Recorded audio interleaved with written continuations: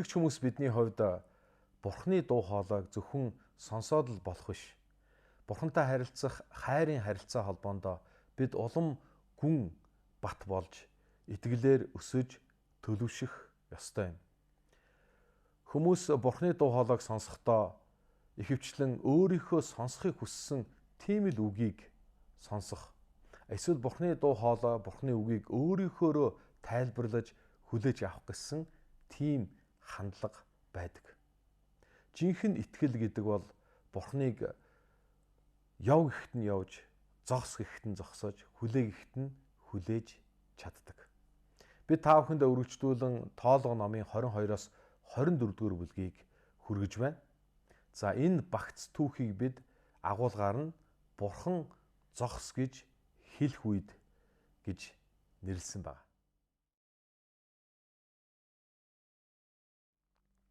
Тоолго номын 22-оос 24 дугаар бүлгийг бид нэгэн жүжиг гэж авч үзэх юм бол энэ жүжигийн 4 гол дүр байгаа. За эхнийх нь Мобийн хаан Балак, хоёр дахь нь үзмэрч Балаам, гурав дахь нь түүний илжиг, харин дөрөв дэх нь Израильчууд юм. Хүний шунал хүсэл зөрүүд зан гэдэг бол Бурхан явж болохгүй гэсээр байтал зүтгэж явсаар байдаг. Израильчууд аяллаа үргэлжлүүлэн цаашаа явж байсан. Харин тэдний ирж байгааг Мобийн хаан Балак сонссон ба. Тэгээ тэднээс айсан. Цэргийн хүчээр хизээч тэднийг ялж чадахгүй гэдгийг тэр мэдсэн. Тэгээд тэрээр Израильчуудыг хараахаар шийдсэн ба. Үзмэрч Балаамыг дуудаж, чи Израильчуудыг харааж өгөөч гэж. Хараалын хүчээр Израильчуудыг зогсоож чаднаа гэж тэрээр бодсон байна. Тэгэхээр Бурхан байхгүй газар хүн өөрийнхөө юу хүссэн тэр болгоныг хийж чадна гэж боддог. Яг л Дуулал номын 53 дугаар бүлгээр хэлэхдээ зөвхөн мунхаг хүн зүрхэндээ Бурхан байхгүй гэж боддгоо гэж. Тэгэхээр Бурхан байхгүй гэж бодсон тэргээр хүмүүстэй өөрийнхөө хүсснээр хийж үүнийг эрхчлөө гэж андуурдаг байна. Тэгэхээр Израильчуудыг хараахыг хүссэн боловч Бурхан Балаамд ийхүү хэлсэн байна. 22 дугаар бүлгийн 8 дугаар ишлэл. За энэ ишлэл бол энэ түүхийн түлхүүр гол ишлэл байгаа. 22-ийн 8 дугаар ишлэл тийм. Бурхан тэдэнтэй хамт бүү яваа гэж Балаамд хэлсэн. Тэр ард түмэн ерөөгдсөн учраас чи тэднийг харааж болохгүй гэж хэлсэн. Тэгэхээр Израильчуудын талаар Бурхан хэлэхдээ энэ ард түмэн бол ерөөгдсөн ард түмэн юм а гэж. Хэрэв бид Тоолго номын түүхийг харах юм бол Израильчуудын тэр үйлсийг, тэдний алдаа, гим нүгэл, дуулуургүй гомдолж байсан энэ бүгдийг харах юм бол үнэндээ Израильчууд бол ерөөгдөх зохисгүй, харин хараагдах зохистой тийм л хүмүүс байсан. Гэвч Бурхан энэ бол миний ард түмэн, энэ бол ерөөгдсөн ард түмэн юм а гэж. Есүс Христ загалмаа дээр бидний бүх гим нүгэл, бүх хараал шийтгэлийг өөртөө авч, бүх хараалыг хүчингүй болгоо зогсохгүй, хараалыг ерөөл болгон өөрчилсөн. Христ дотор ерөөгдсөн нэгнийг дахин хизээч хинч харааж чадахгүй юм а гэж.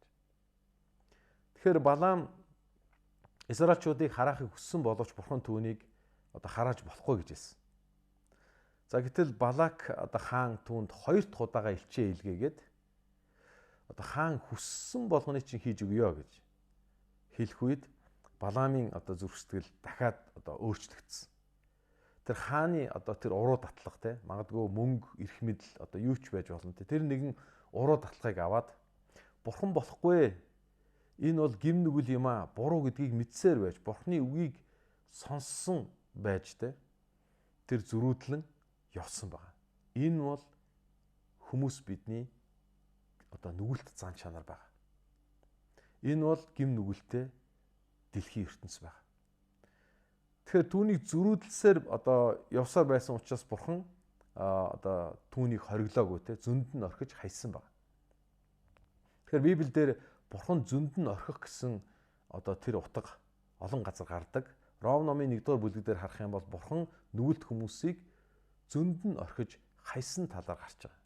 Тэгэхээр хайрын эсрэг үгүнтэй үзэн ядалт гэхээс илүүгээр зөнд нь орхиж хаях. Эцэг эхчүүд хүүхдтэй хайртай учраас буруу замд явхад нь тэднийг загнаж өглөж тэднийг буруу замаас эргүүлэхийн тулд бүх зүйлийг хийн. Магадгүй заримдаа бүр эцэг гэхээс сонсохгүй болох юм бол за болил чи өөрийнхөө хий гэж зөнд нь орхидог тийм эцэг эхчүүд байдаг тийм. Яг үүнтэй адилхан бурхан за чи өөрийнхөө хийгээд зөнд нь орхиод хайж байгаа. Тэгэхээр энэ бол маш аюултай юм аа, маш аюултай. Тэгэхээр бурхан зөнд нь орхиод хайна гэдэг чинь гим нүгэл хийж болно гэсэн зөвшөөрөл биш. Өөрөөр хэлбэл бидний өмнө нээлттэй байгаа хаалга болгон бидний орох ёстой хаалга биш. Хаалттай байгаа хаалга болгон бас эсэргээрээ бидний орж болохгүй гэсэн тэр хаалга биш юм аа. Тэгэхээр бид үргэлж бурханы дуу хоолойг сонсно гэдэг нь ямар чухал вэ гэдгийг энд бидэнд харуулж байгаа. Бурхан нүдийг нээж өгөх үед, бурхан хүний нүдийг нээх үед хүн нүгэлт замаасаа эргэдэг. 22 дугаар бүлгийн 21-ээс 27 дугаар ишлэгийг бид нар харах юм бол Балаамын илжиг тэдний замд нь хориг тавиад явж болохгүй гэд хориг тавиад зогсож байгаа эзний тэнгэр элчийг харсан баг. Тэгээд илжиг нь яваагүй.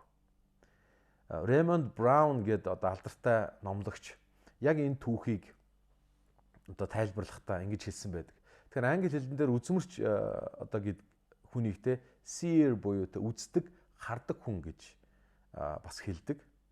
Тэгэхээр нөгөө алдартай үздэг, хардаг нөхөр чинь өөрөө харах ёстой зүйлээ харж чадахгүй сохор мэт болсон байна.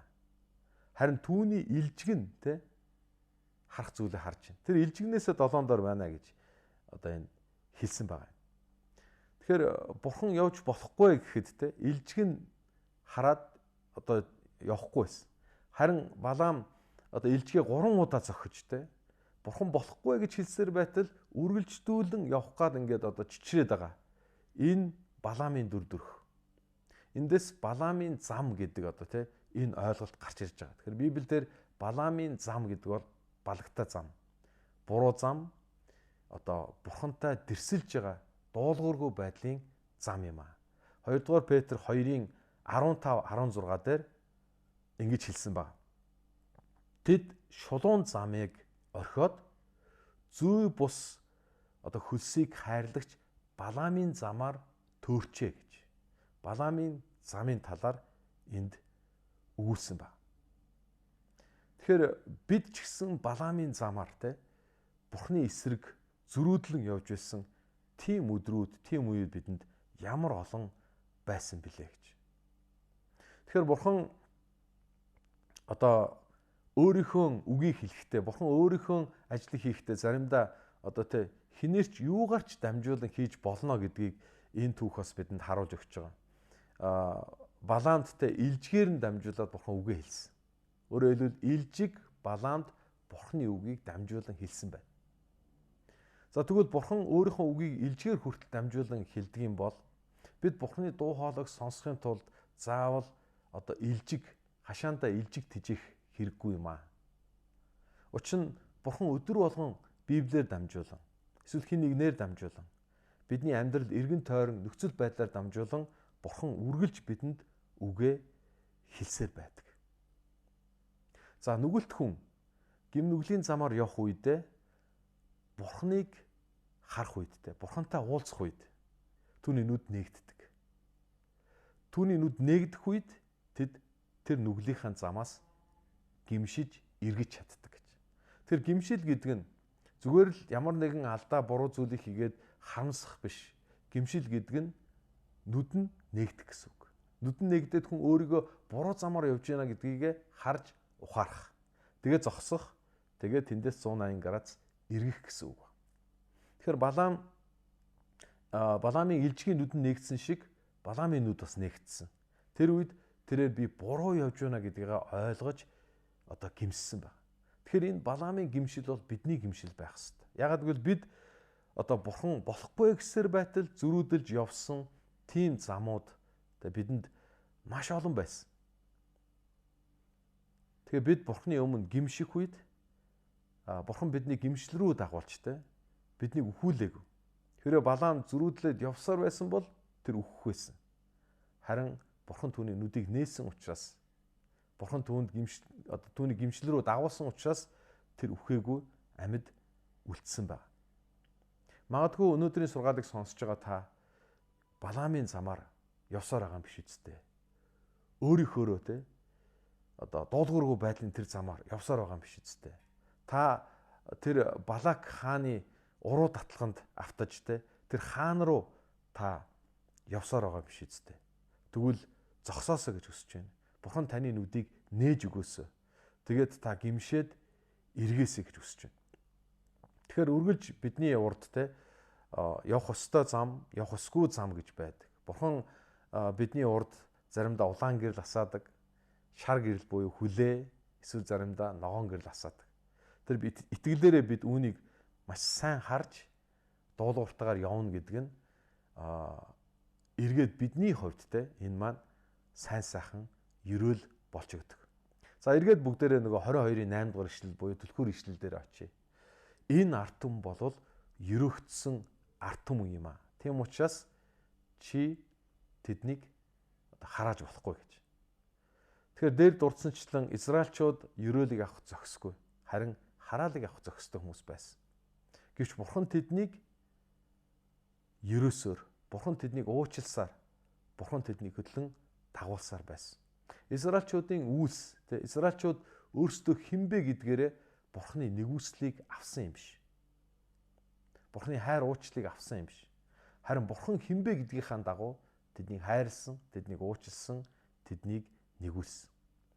Тэгвэл Израильчуудын тооллого буюу аяллаа түүхээс юу харагддаг вэ гэхээр бурханы агуу хайр, нэгүсэл, төвчээр, уучлал харагддаг. Тэгвэл бид өөрсдийнхөө аялал буюу өнөөдрийн хүртэл туулсан замаа бид эргэж харах юм бол бурханы хайр, нэгүсэл, уучлал, төвчээр маш тодор харагдаж байна. Бурхан намайг илүү удаан твцсэн учраас намайг уучлж нэгүслээрээ үргэлж хамт байсан учраас бид өнөөдрийн хүртэл явж чадсан. Хойштоо ч гэсэн явах болно гэдэгт итгэлтэй байна.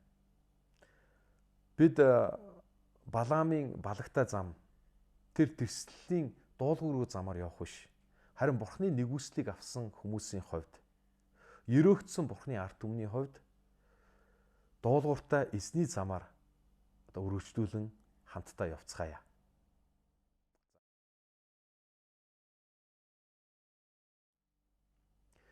Нэгүсэл үргэлж биднийг бурхан руу бас гэрлөө маань эргүүлэн авчирдаг.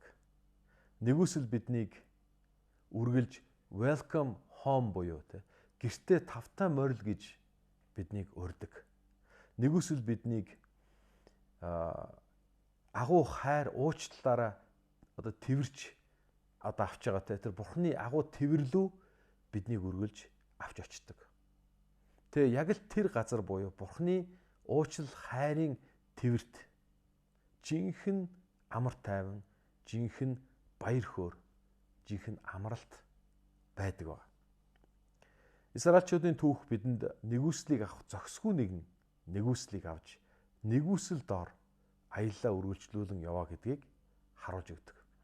За манай гол дүрийн жүжигчин болох Балаам маань явсаар байгаад Балак хаан дээр очдөг ба. Харин бурхан түүний амнаас хараалыг биш харин ерөөлийг гаргасан. Бурханы үг 3 удаа Балаамаар дамжуулан тунхаглагдсан байдаг. За 23 дугаар бүлгийн 8 дугаар ишлэлийг харах юм бол Балаам ингэж хэлж байгаа. Бурханы хараагаагүй хүнийг би хэрхэн харах юм бэ гэж. Эзний буруу шаагаагүй хүнийг би хэрхэн буруу шаах юм бэ гэж хэлж. Тэгэхээр энэ үг бидэнд Ром номын 8 дугаар бүлгийн 1 дугаар ишлэлийг сануулж байна тийм ээ.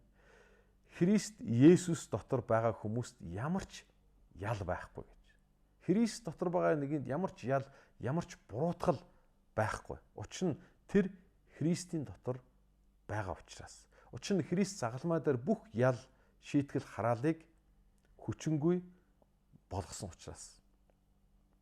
Тэгэхээр энэ бол миний сонгосон ард түмэн. Тэд бол ерөөгдсөн ард түмэн. Тэд минийх юм а гэж энэ Бурхны агуу нэгүслийг дахин бидэнд харуулж өгч байна. Бурхан аавын агуу хайр. Бид аавын хүү, аавын охин байхын тулд бид заавал төгс байх шаардлагагүй. Он цах үед нь чи бол миний хүү, миний охин гэд харин муу авах юм бол алдах үед нь чи миний хүү, миний охин биш гэдэг. Тийм хайр биш. Өөрөөр хэлбэл бидний сайн үйлс, эсвэл бидний муу үйлс, алдаа, гим маань Бурхны хайр ба нэгүслийн хэмжээг ихсгэж, багасгаж чадахгүй гэсэн. Бид өөрсдөө сайн хийснээрээ илүү Бурхны хайр, нэгүсэл, ерөөлийг хүртдэг.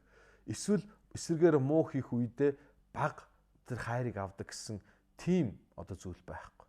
Бурхны хайр гэдэг бол үргэлж хувиршгүй, хязгааргүй тэр хിവэрэ байдаг. Тэгэхээр нэгүсэл гэдэг үг бол grace буюу нэгүсэл гэдэг үг бол Библи дотор маш том, маш агуу тийм үг байгаа.